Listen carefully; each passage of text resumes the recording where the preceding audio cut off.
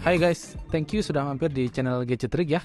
Hari ini aku akan bahas desk setup menggunakan iPad, sehingga iPad kamu bisa lebih optimal lagi penggunaannya karena sudah disupport dengan external monitor. Monitor yang aku pakai ini adalah Lenovo Q27H20 27 inch dengan resolusi 2K. Monitor ini aku pilih memang tujuannya untuk work from home ya. Jadi support supaya ketika aku pakai laptop kantor, aku bisa lihat ke screen yang lebih besar. Jadi daily use-nya emang dipakai untuk buka dokumen, untuk buka Excel gitu ya. Jadi makanya aku butuh yang minimal 2K lah ya, supaya detailnya itu lebih enak di mata gitu. Pertimbangan lainnya karena Lenovo ini sudah support USB Type-C ya. Jadi bisa langsung dari monitor ke laptop sekaligus ngecas sampai dengan 100 watt.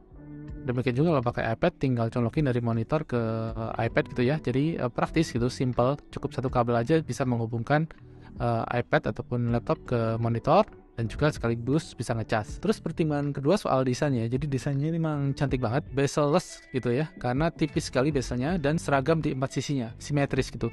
Jadi tampak ramping, tampak sleek, keren pokoknya. Dan tentunya makin yakin beli monitor ini karena dapat review positif juga di Lord Monitor GTID. Tapi ternyata monitor ini di paket pembeliannya nggak dapat kabel USB Type-C, jadi kalian mesti beli sendiri.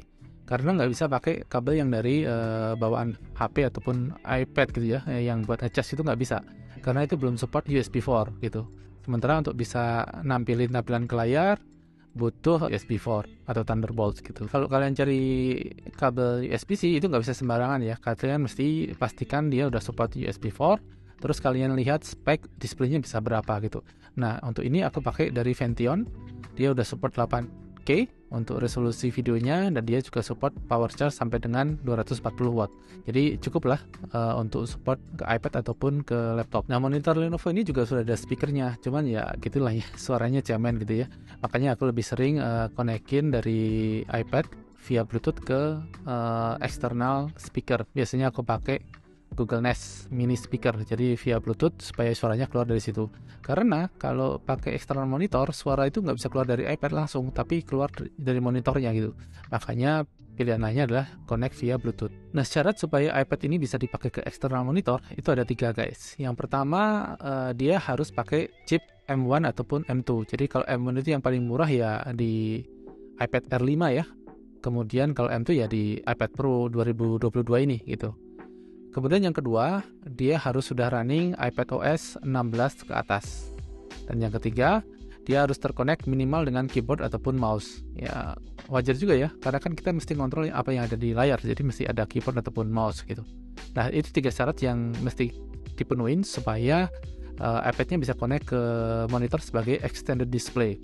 Kalau iPad yang versi lama itu biasanya cuma bisa connect tapi mirroring aja, jadi apa yang di monitor akan sama dengan apa yang di iPad. Kalau extended display ini beda, udah kayak PC biasa, dia jadi layar tambahan gitu dari iPad-nya. Nah di setup ini aku pakai iPad Pro M2 ya, jadi dia support baik extended display ataupun stage manager. Oke, untuk di setup dengan iPad ini aku ada 3 pilihan yang bisa kalian pilih sesuai dengan kebutuhan ya. Yang pertama itu yang simple aja, yang kedua itu yang produktif, dan yang ketiga itu yang ternyaman atau yang ultimate kalau buat aku. Untuk setup yang simple, kalian cuma membutuhkan Magic Keyboard saja. Jadi Magic Keyboard ini sudah mewakili keyboard, mouse, atau trackpad gitu ya, sama stand. Setup dengan menggunakan Magic Keyboard ini tentunya akan membuat tampilan meja kalian menjadi super clean macam begini ya. Nah untuk nyolokin ke monitor, aku ada 2 pilihan. Yang pertama pakai USB-C langsung ke monitor.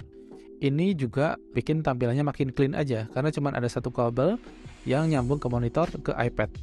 Tapi kalau baterainya sudah penuh, biasanya aku switch ke USB dongle supaya nggak overcharge. Di sini aku pakai USB dari Ugreen ya. Ini namanya USB Green 6-in-1 USB hub gitu ya.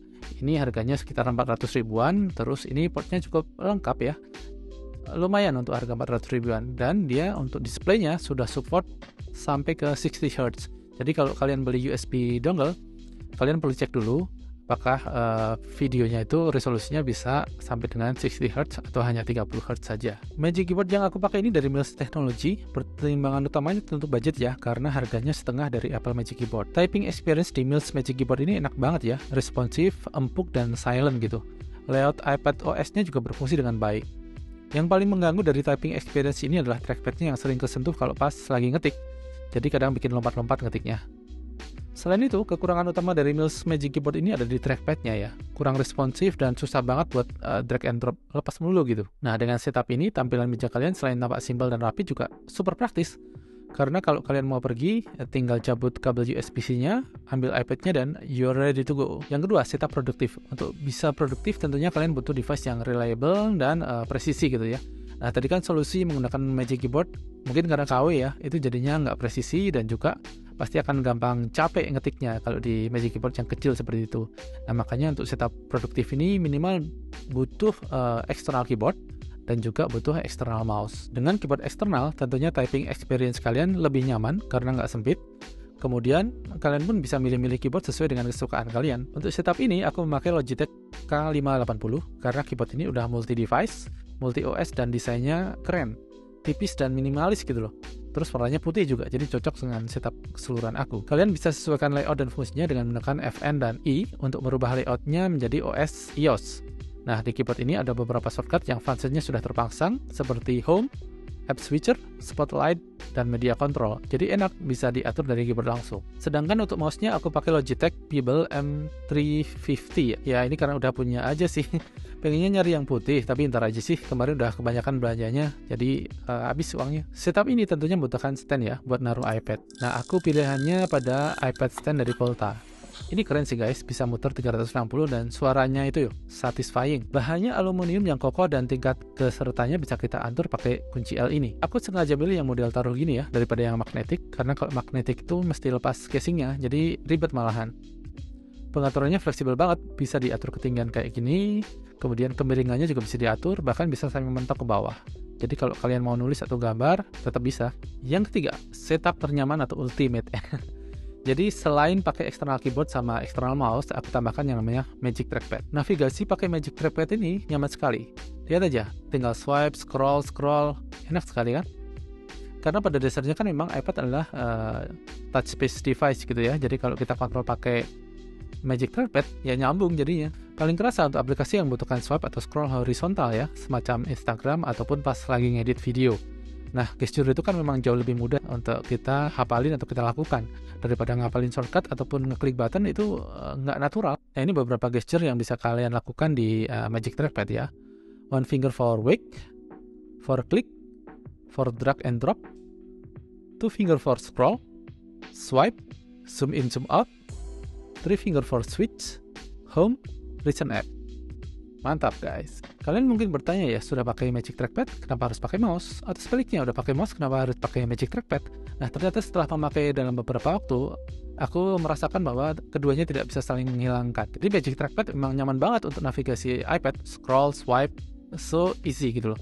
Tapi kalau kalian membutuhkan speed, membutuhkan kecepatan ataupun presisi, mouse jawabannya. Oke, gue juga mau ngasih informasi kelengkapan setup lainnya ya, yang ada di meja gue. Meja gue ini sebenarnya kekecilan ya, karena peruntukannya sebenarnya untuk writing desk, bukan untuk meja dengan komputer. Ini mereknya Elasen dari IKEA. Dia panjangnya 100 cm, kemudian lebarnya 49 cm, jadi sempit banget. Makanya aku tambahin desk shelf dari Noir yang ada di belakang itu.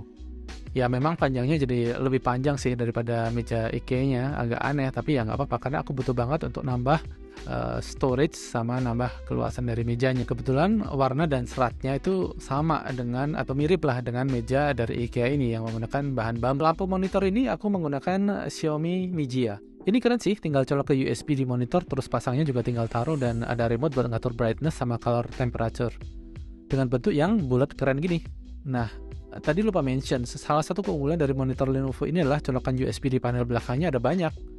Jadi gampang banget kalau kalian mau pasangin lampu-lampu untuk menghias belakang monitor gini. Untuk deskmat-nya aku pakai DINAC atau DNAC ya, deskmat.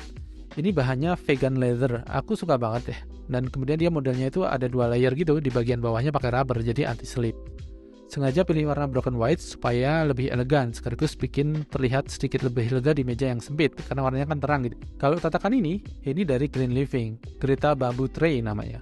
Cocok banget materialnya dengan mejaku yang juga sama-sama terbuat dari bambu. Jadi estetik dan cantik lah buat naruh tumbler dari Corsicle. Dan yang terakhir, kursi kerja ini aku pakai kursi dari Pexio. Serinya adalah seri Marlow. Aku udah pakai selama 2 tahun dan so far masih awet dan nyaman banget. Dan karena meja aku sempit, adjustable armrest ini jadi berguna banget karena yang nempel ke meja cukup telapak tanganku aja. Lengannya bisa di armrest. Dari ketiga setup tadi, terserah kalian, tinggal pilih mana yang sesuai dengan kebutuhan, mana yang sesuai dengan budget, mana yang sesuai dengan selera kalian gitu ya. Dan menurut aku, kalau kalian mau nge-build up sebuah setup seperti ini, nggak harus semuanya langsung dibeli gitu. Bisa satu persatu, misalnya beli keyboardnya dulu, pakai mouse yang sudah ada, pakai monitor yang sudah ada, kemudian kalau ada rezeki bisa beli trackpad gitu.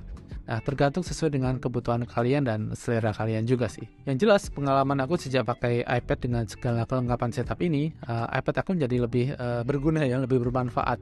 Aku bisa melakukan aktivitas produktif di iPadku semacam membaca koran misalnya, kemudian membuat skrip, ataupun menulis artikel yang panjang gitu ya. Jadi lebih produktif aja, termasuk mengedit video ini, kemudian juga mengedit foto di Lightroom.